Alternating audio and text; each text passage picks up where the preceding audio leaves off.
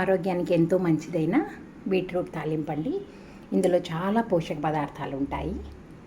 రక్తం తక్కువ ఉన్న వారికి, అనిమిక్తో బాధపడుతున్న వాళ్ళకి, గ్యాస్ ట్రబుల్ ఉన్న వాళ్ళకి, కాన్స్టిపేషన్ ఉన్న వాళ్ళకి, ఇలాగా అరుగుదల తక్కువ ఉన్న వాళ్ళకి, ఇలాగా చాలా అనారోగ్యాలకి మనకు ఉపయోగపడేది బీట్రూట్ తాలింపండి. మరి ఈ బీట్రూట్ ఫ్రై మీరు కూడా తప్పకుండా ట్రై చేయాలి. నమస్తే అండి, వెల్కమ్ టు పాంపా కిచెన్. ఈరోజండి నేను బీట్రూట్ తాలింపు చేసి చూపించబోతున్నాను.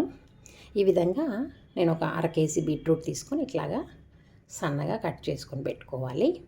నేను ఈరోజు బీట్రూట్లోకి పెసరపప్పు వేస్తున్నానండి. పెసరపప్పు ఒక 2 టేబుల్ స్పూన్లు తీసుకొని ఒక అరగంట ముందు నానేసుకొని పెట్టుకున్నాను. ఈ రెండింటిని నేను కుక్కర్లో వేసి ఒక 2 విజిల్స్ తెప్పించే వరకు ఉడికిస్తానండి. అట్లాగా కుక్కర్లో బీట్రూట్ తీసుకున్న తర్వాత వాటి మీదనే ఈ పెసరపప్పు, నానబెట్టుకున్న పెసరపప్పు వేసేయాలి.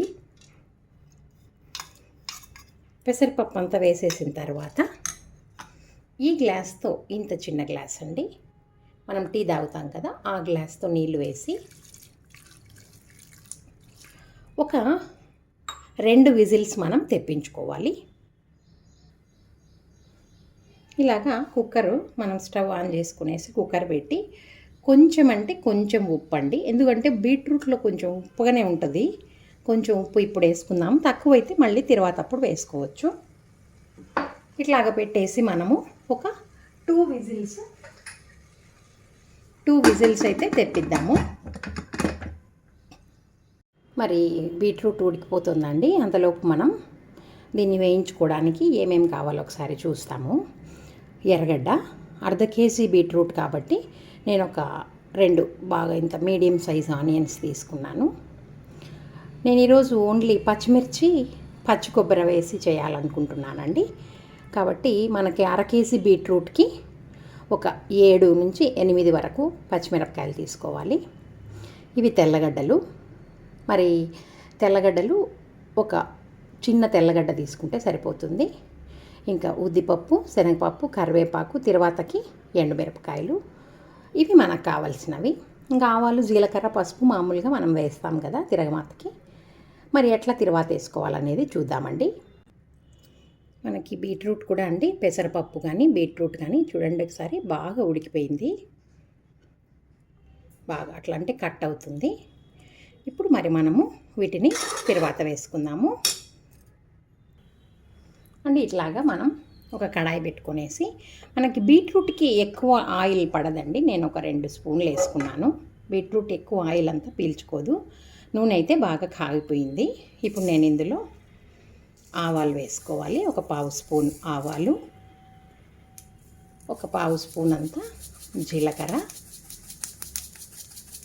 ఇవి బాగా చిటపటలాడిన తర్వాత సిమ్లో పెట్టేసుకొని ఒక 2 ఎండుమిరపకాయలు,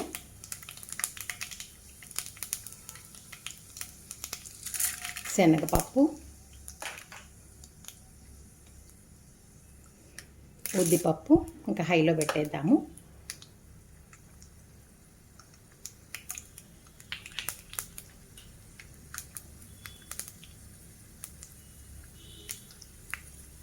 ఇవి బాగా వేగాలండి.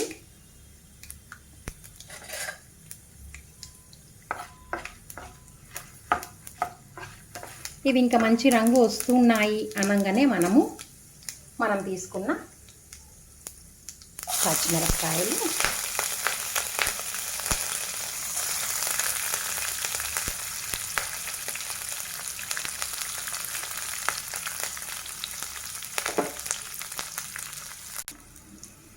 మనం తీసుకున్న తెల్లగడ్డలన్నింటినీ కొంచెం దంచుకొని ఒక్క ముక్కగా వేసుకోవాలి. ఇవన్నీ బాగా వేగిన తర్వాత, వేగిపోతుంది త్వరగా, అన్నీ వేగిపోయాయి కదా. ఇప్పుడు మనం ఈ కట్ చేసి పెట్టుకున్న ఉల్లిపాయలు కూడా వేసుకోవాలి.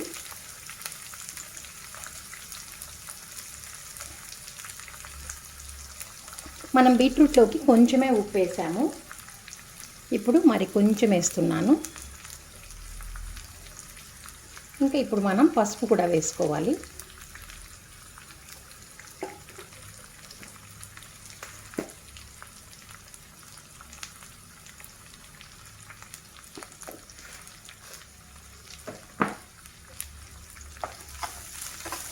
ఇది కొంచెం మగ్గిన తర్వాత మనము బీట్రూట్ వేసేసుకోవాలి. ఎర్రగడ్డ బాగా మగ్గాలి, ఎందుకంటే బీట్రూట్ ఉడకబెట్టేసి పెట్టుకున్నాం కాబట్టి ఎక్కువసేపు పట్టదు బీట్రూట్ వేగడానికి. ఎర్రగడ్డలు బాగా మగ్గనిద్దాము. ఇలాగా ఒక 2 నిమిషాలు మనం ఎర్రగడ్డల్ని మగ్గనిద్దాము. మరి ఒక 2-3 నిమిషాలు అయిపోయిందండి. చూద్దాము ఇది ఎంతవరకు వేగిందో. బాగా వేగిపోయింది కదా. ఒకసారి అట్లా కలబెట్టేసి మనం ఉడకబెట్టుకున్న బీట్రూట్ వేయాలి ఇప్పుడు.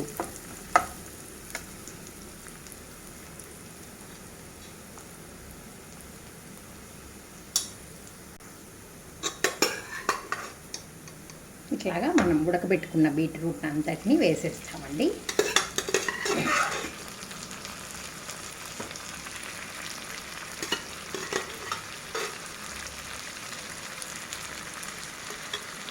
వేసేసి ఒకసారి అట్లాగా కలబెట్టేద్దాము.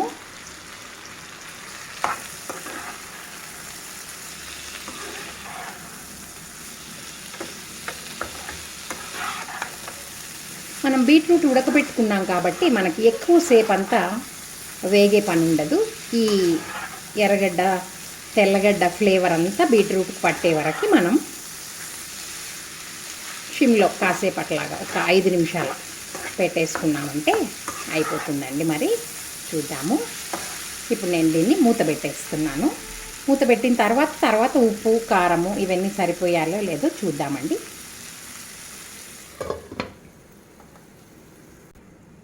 మరి చూద్దామండి.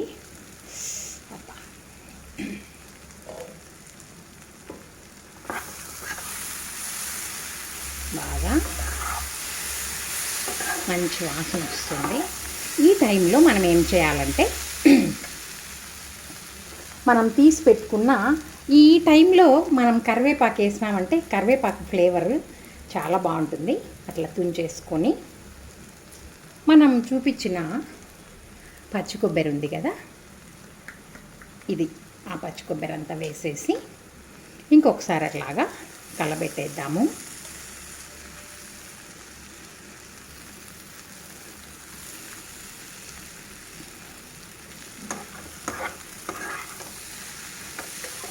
ఇంకా ఎక్కువసేపు ఉండాల్సిన పని లేదు. జస్ట్ 1 మినిట్ ఉండి మనము సిమ్లో 1 మినిట్ పెట్టేసి ఉప్పు చూద్దామండి. ఒకసారి ఉప్పు చూసి మనం 1 మినిట్ పెట్టేద్దాము.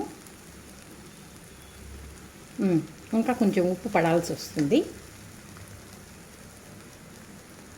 కారం అయితే కరెక్ట్గా సరిపోయింది.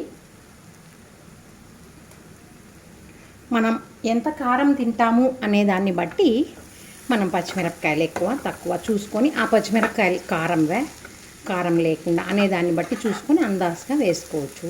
సపోజ్ ఇప్పుడు ఒకవేళ కారం తక్కువైంది, మనం పచ్చిమిరపకాయలతోనే చేసుకోవాలనుకుంటున్నాం కాబట్టి కొన్ని పచ్చిమిరపకాయలు చాలా అంటే చాలా సన్నగా తరిగి వేసి ఒక మగ్గిచ్చామంటే కారం కూడా సెపరేట్ అయిపోతుంది. కానీ కారం పొడి మాత్రం వేయద్దు. మనం పచ్చిమిరపకాయలతో చేసుకోవాలనుకుంటున్నాం కాబట్టి అన్ని పచ్చిమిరపకాయలే ఉంటే బాగుంటుంది. ఇప్పుడు మనం 1 నిమిషం అట్లాగా పెట్టేసి తర్వాత డిష్ అవుట్ చేద్దామండి. మరి 1 నిమిషం అయిపోయిందండి. నేను స్టవ్ ఆఫ్ చేస్తున్నాను. చూడండి, ఎంతో రుచికరమైన బీట్రూట్ తాలింపు తయారైపోయింది కదా. ఇప్పుడు మనం దీన్ని డిష్ అవుట్ చేసి చూద్దాము. డిష్ అవుట్ చేస్తున్నానండి. వేడివేడిగా బీట్రూట్ తాలింపు. మరి ఇది చపాతీకి కానీ జొన్న రొట్టెకి కానీ రైస్కి కానీ చాలా అంటే చాలా బాగుంటుంది. మీరు కూడా ట్రై చేయండి. బీట్రూట్తో ఎన్నో హెల్త్ బెనిఫిట్స్ ఉన్నాయి కదా. మనకి రక్తం లేని వాళ్ళకి రక్తం పడుతుంది, కాన్స్టిపేషన్ ఉన్నా కూడా రిలీవ్ అవుతుంది. కాబట్టి మీరు కూడా ఇలాంటి బీట్రూట్ తాలింపు ట్రై చేయాలంటే చేయొచ్చు. చాలా అంటే చాలా బాగుంటుంది. మరి ఎలాగుందో మనము ఒకసారి టేస్ట్ చేసి చూద్దాము. దీనిపైన మళ్ళీ మనం కొంచెం అట్లాగా పచ్చి కొబ్బరి తురుము వేసుకున్నామంటే ఎక్సలెంట్. మరి ఇటువంటి బీట్రూట్ ఫ్రై మీరు కూడా తయారు చేయండి. ఎలా ఉందో నాకు కామెంట్ చేయండి. బాగుంటే లైక్ చేయొచ్చు. నేను టేస్ట్ చేసి చెప్తాను.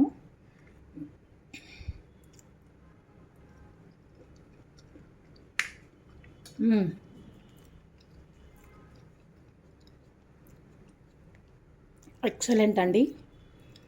అసలు అంతం కాదు కానీ ఆ పెసరపప్పు టేస్ట్, ఆ పచ్చి కొబ్బరి, ఆ ఉద్దిపప్పు శనగపప్పు చాలా అంటే చాలా టేస్టీగా ఉంది.